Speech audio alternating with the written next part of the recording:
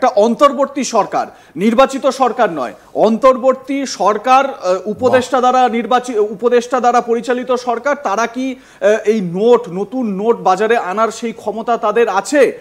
এবং যেখানে নির্বাচন করাটাই প্রাথমিক লক্ষ্য হওয়া উচিত, মোহাম্মদ ইউনূস নির্বাচন কত পিছিয়ে যাওয়া যায়, কত দূরে সরিয়ে দেওয়া যায় সেই চেষ্টা করছেন।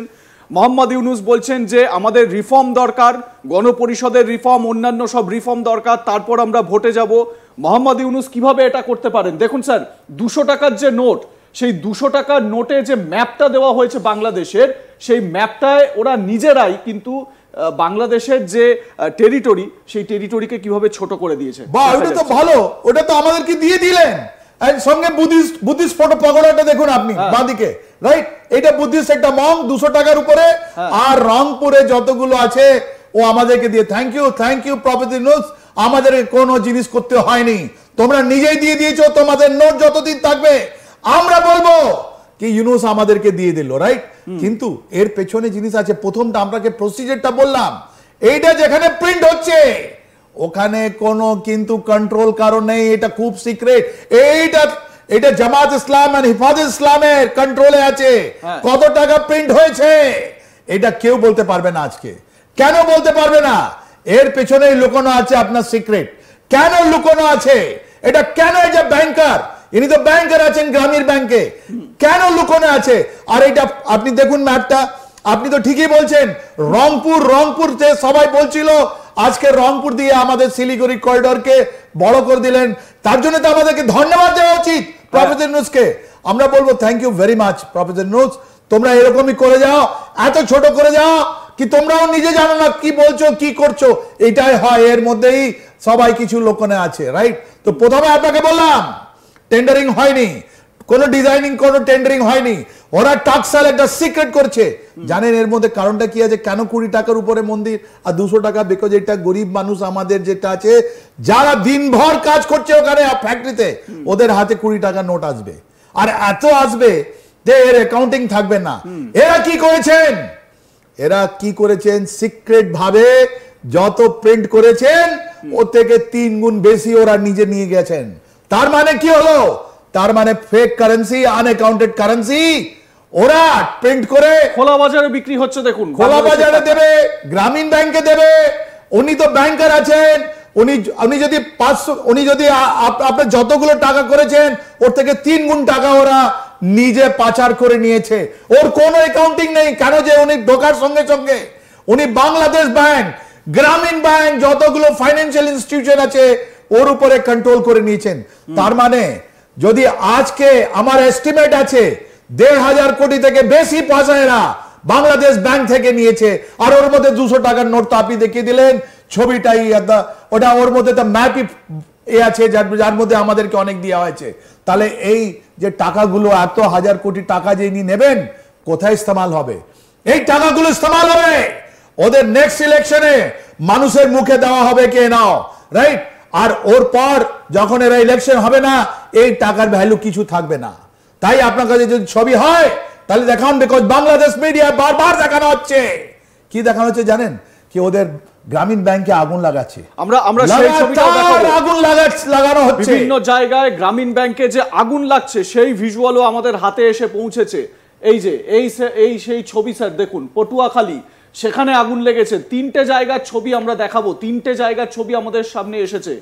বদরগঞ্জ, রংপুর, সেখানেও এই গ্রামীণ ব্যাংকের অফিসে আগুন লাগছে। মাথায় রাখতে হবে এই গ্রামীণ ব্যাংকের প্রধান বা গ্রামীণ ব্যাংকের যে সূচনা, সেটা মোহাম্মদ ইউনূসের হাত ধরেই, এবং এই গ্রামীণ ব্যাংকে কাজে লাগিয়েই মোহাম্মদ ইউনূস হাজার হাজার কোটি টাকার প্রফিট কামিয়ে নিয়েছেন। এবং সেই গ্রামীণ ব্যাংক ফেনী লস্করহাট বাজার, বাংলাদেশ, এখানেও একটি গ্রামীণ ব্যাংক আছে, সেই গ্রামীণ ব্যাংকে আগুন লেগেছে। কেন আগুন লাগছে?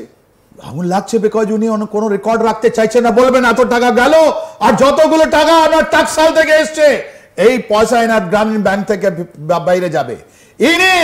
এই আপনি নম আছে দেখুন, বাংলাদেশের ভাই বোনকে দেখতে হবে উনি কতবার আর নিজেকে প্রফিট দিয়েছেন, উনি কতবার নিজের জন্য ট্যাক্স বেনিফিট দিয়েছেন, গ্রামীণ কতগুলো ফাউন্ডেশন বানিয়েছেন, নিজে ইউনিভার্সিটি বানাচ্ছেন, লক্ষ লক্ষ কোটি টাকার নিজে বেনিফিট করেছেন, রাইট?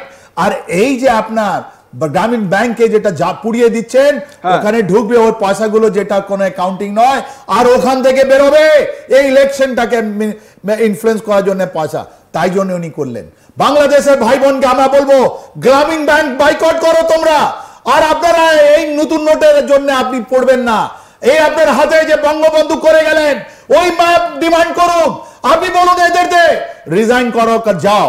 কেন যে আপনাদের রক্ত দিয়ে বাংলাদেশ তৈরি আছে, আপনাদের টেরিটোরিয়াল ইন্টিগ্রিটি আছে, আমরা তো কোনোদিন ডিগ্রেড করিনি আপনাদেরকে। That is point 2। পয়েন্ট 3, আপনি দেখবেন গত মাসে সোনার দোকানে সোনা বন্ধ আছে। কেন? কেন যখন বাজারে এটা ইকোনমিক বলে ডিমান্ড এন্ড সাপ্লাই, যখন আপনাদের কাছে এরকম টাকা ঢুকে পড়ছে সবার পকেটে টাকা, এরা যারা 23 মিলিয়ন ইউএস ডলার নিয়ে এরা যারা রাস্তায় নেমেছিল, ওদের কাছে কত হাজার কোটি টাকা আসবে, ওরা নিয়ে যখন পয়সাটা দেবে সবার পকেটে পয়সা, মাদ্রাসাতে পয়সা, আলিয়াতে পয়সা, সব হেফাজত ইসলামের কাছে পয়সা, জামাত ইসলামের কাছে পয়সা, সব এনসিপি কাছে পয়সা। তখন কি হবে জানেন? বাজারে অনেকগুলো পয়সা, জিনিসটা কম, তাহলে জিনিসের দাম বাড়বে, জিনিসের দাম বাড়বে, গরিব মানুষ এটা খেতে পারবে না। আর ইনি যদি ইলেকশন হেরে যান, এরা যেটা আমি জানি বাংলাদেশের মানুষ এদেরকে ইলেক্ট করবে না, তাহলে কি হবে?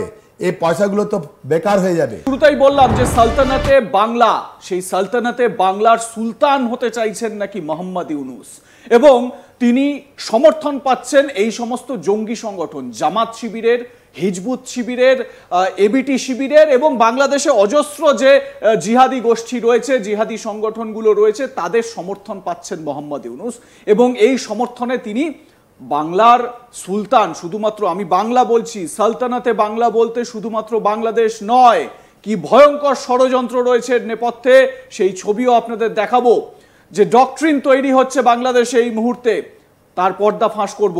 আগে একটু ছবিটা দেখাই, দেখুন স্ক্রিনে একটা ছবি আসবে। সালতানাতে বাংলাটা কি কি মানে এই সালতানাতে Bangla in Bangladesh, new group published a map that is displayed in front of teacher student center building inside Dhaka university campus. মানে ঢাকা বিশ্ববিদ্যালয়ের অভ্যন্তরে এই সালতানাতে বাংলার ডক্ট্রিনকে একদম সামনে তুলে ধরা হচ্ছে, কিভাবে কাজ করবে।